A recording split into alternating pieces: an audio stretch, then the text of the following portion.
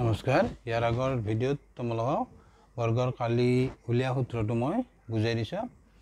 আজি মই তোমালোকক বুজাই দিম বৰ্গৰ বাহুৰ দিশ নিৰ্ণয়। অৰ্থাৎ বৰ্গ এটা তোমাক কালি দিয়া আছে, তেতিয়া আমি বাহুৰ দৈৰ্ঘ্যটো কেনেকৈ পাম। তে চাবা, বৰ্গ এটাৰ বাহুৰ দিশ স্মল এ আৰু কালি কেপিটেল এৰে আমি বুজাইছো। কেপিটেল এ হলে আমি পাওঁ a ইকুৱেল পাম capital A equal small a square. Small এটো আমাৰ বাহু, বৰ্গটোৰ বাহু, আৰু কেপিটেল A টো বুজাইছে আমাৰ বৰ্গটোৰ কালি, এৰিয়া কালি। তেতিয়া আমি পাম বৰ্গৰ কালি বাহু স্কুৱেৰ, যেহেতু বৰ্গটোৰ বাহুৰ দৈৰ্ঘ্য a বুলি লৈছো আমি, বাহু স্কুৱেৰ a স্কুৱেৰ, a টো বুজাব কালি। তে a equal capital A equal small a square. তাৰপিছত আমি ঘূৰাই লিখিব পাৰোঁ, স্কুৱেৰটো ইফালে লিখিলো, কেপিটেল A টো ইফালে লিখিলো। এতিয়া চাবা, small a square equal capital A, এটো কালি, এটো বাহু। এতিয়া যেতিয়া তুমি a স্কুৱেৰটো ইফালে উঠাই দিবা, তেতিয়া এইফালে সোঁফালে থকা ৰাশিটোৰ তুমি বৰ্গমূল ল'ব লাগিব।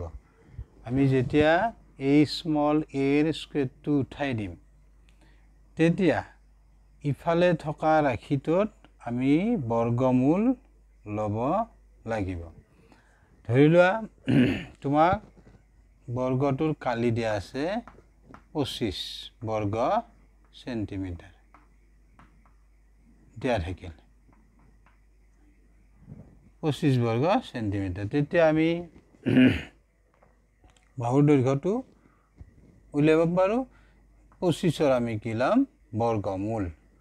তেতিয়া আমি লিখিম √25। 25ৰ বৰ্গমূল কি পাবা তুমি? 5। এতিয়া আমি বুজি পালো এই বৰ্গটোৰ বাহুৰ দৈৰ্ঘ্য হ'ব 5 সেন্টিমিটাৰ। তেনেকৈ আমি কৰিম অংকটো। আমি এনেকৈ লিখি ল'ব পাৰোঁ। লিখি লৈ আমি ধৰি ল'ম যে ধৰা হ'ল বৰ্গটোৰ বাহুৰ দৈৰ্ঘ্য a, তেতিয়া a স্কুৱেৰ এনেকৈ হ'ব a স্কুৱেৰ ইকুৱেল 25। তেতিয়া a ইকুৱেল এনেকৈ তুমি লিখি ল'বা 25ৰ বৰ্গমূল 5। এটাকে আমি লিখিব পাৰিম বৰ্গটোৰ বাহুৰ দৈৰ্ঘ্য 5 সেন্টিমিটাৰ। ইয়াতে এককটো থাকিব বৰ্গ সেন্টিমিটাৰ বা বৰ্গ মিটাৰ থাকিব পাৰে।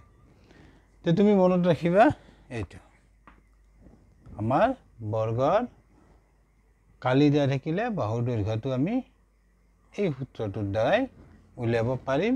স্মল a টো বুজাব বাহুৰ দৈৰ্ঘ্য, কেপিটেল A টো বুজাব বৰ্গটোৰ কালি। তে বুজি পালা নিশ্চয়।